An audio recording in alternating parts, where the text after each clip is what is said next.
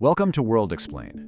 Right now, perhaps sitting quietly under your desk or glowing dimly in the corner of your room is a silent, microscopic engine. To the naked eye, well, it's nothing more than a rigid slab of metal, plastic, and etched silicon. Nothing special, right? But inside that dark, unassuming exterior, it is relentlessly performing impossible miracles. I mean, it is literally bending the absolute limits of physics, mathematics, and electricity to render entirely new realities out of thin air. Today, we're taking a microscopic safari right into the hidden architecture of the graphics processing unit.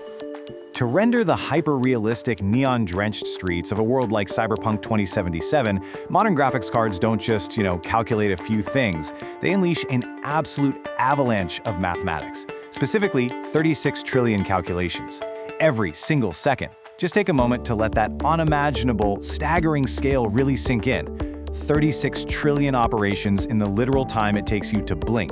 And honestly, this brilliantly illustrates the whole enigma of scale.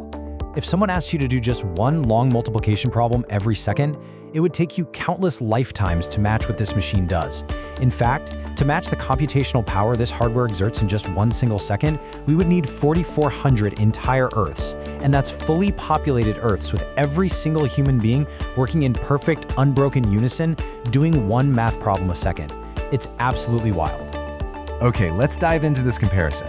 You might be wondering, why do we even need this specialized GPU when our computers already have a central brain, the CPU? Think of the CPU as a sleek jumbo jet. It has maybe 24 cores. It's incredibly fast, highly flexible, and can carry complex passengers or instructions to tens of thousands of different airports. But the GPU? The GPU is a colossal, hulking cargo ship. It holds over 10,000 processing cores. It moves at a slower individual rate, sure, but it can transport a mountainous, terrifying bulk of data all at once across the Silicon Ocean. Section 1. Anatomy of the GA102 chip. To truly understand this cargo ship, we must transition deeper and verbally zoom down into the dark, microscopic silicon itself. We're entering the GA102 chip. And guys, this is not just a piece of hardware. It's an unimaginably dense metropolis. It's a sprawling, structured city meticulously built from 28.3 billion individual transistors, all communicating in perfect harmony. Let's methodically dissect the architecture of this tiny brain. This metropolis is divided into highly specialized working districts. We have the massive workforce of 10,752 CUDA cores. These act as the tireless binary calculators painting the polygons of your games.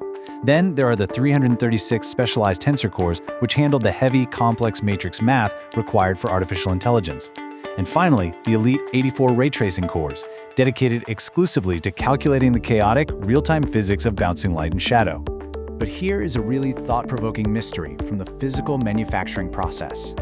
Why do graphics cards with vastly different price tags, some costing hundreds or even thousands of dollars less than the flagship models, use the exact same underlying GA102 chip design? What hidden secrets are dictating this on the factory floor? Well, the answer lies in the harsh reality of microscopic imperfections. A single stray speck of dust or a microscopic patterning error can permanently damage a tiny circuit. So instead of throwing away this technological marvel, engineers perform a sort of silicon triage. They find the microscopic scars, permanently isolate the defective areas with lasers, and then salvage the rest of the chip to sell at a lower tier. Psychologically, it's kind of thrilling to realize that a cheaper card is often just an expensive, top-tier card bearing microscopic battle scars. Let's zoom in even further, past the city districts all the way down into a single CUDA core. Within this microscopic neighborhood of about 50,000 transistors beats the very heartbeat of all computation. It's called FMA, fused multiply and add. It is incredibly simple scientific notation, taking A, multiplying it by B, and adding C. Yet with quiet, relentless intensity, this simple piece of math repeating trillions of times forms the absolute foundation of every digital world you've ever explored. Section 2. Feeding the Silicon Beast. But a beast that processes trillions of equations a second is eternally hungry. We are shifting from the processing cores to the massive logistics and suspense involved in feeding this machine.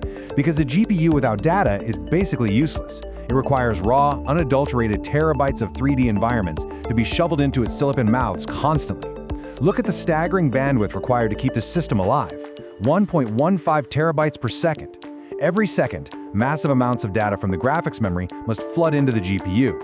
Imagine standing at a bustling sci-fi spaceport where multiple colossal cranes are frantically, simultaneously loading our massive cargo ship, perfectly dropping crates of data into the hold without a single millisecond of delay. Now, what's really interesting about this slide is how they actually pull it off. To handle this insane data transfer without literally melting the card, engineers had to escape the traditional limitations of simple binary ones and zeros.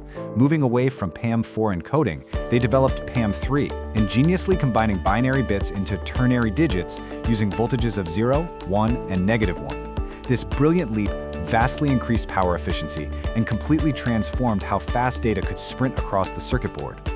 Section 3. The power of parallel. Let's see how this builds into what computer scientists humorously call embarrassingly parallel problems. It sounds like a slight, right? But it's actually a technical classification for a monumental capability. It sets the stage for understanding how GPUs don't just calculate one singular action after another, they construct entire simulated universes all at once, in parallel. The mechanical magic behind this is SIMD, single instruction, multiple data. It is the art of telling thousands of cores to do the exact same thing at the exact same time to different pieces of data. This is how a single overarching command can manipulate 8.3 million vertices concurrently without any single calculation ever waiting in line behind another. Let's walk through a vivid, slow-motion example of this. Imagine a simple cowboy hat in a 3D space. To render it, the system must translate it from a standalone model into the world environment. Step 1, identify the origin. Step 2, apply a mathematical addition instruction. Step 3, copy that to millions of other vertices. In a fraction of a blink, 25 million addition calculations fire off instantly, moving not just the hat, but the table, the room, and the entire world into existence. Yet, technology cannot stagnate. We evolved from the rigid structure of SIMD to SIMT, single instruction multiple threads. Older architectures forced threads into a rigid, phalanx-like lockstep. If one thread had to wait, they all waited. SIMT broke those chains. It allows individual threads to possess their own program counter, moving fluidly and handling complex conditional branching with brilliant, almost organic efficiency. And here is a beautiful, surprising piece of historical poetry.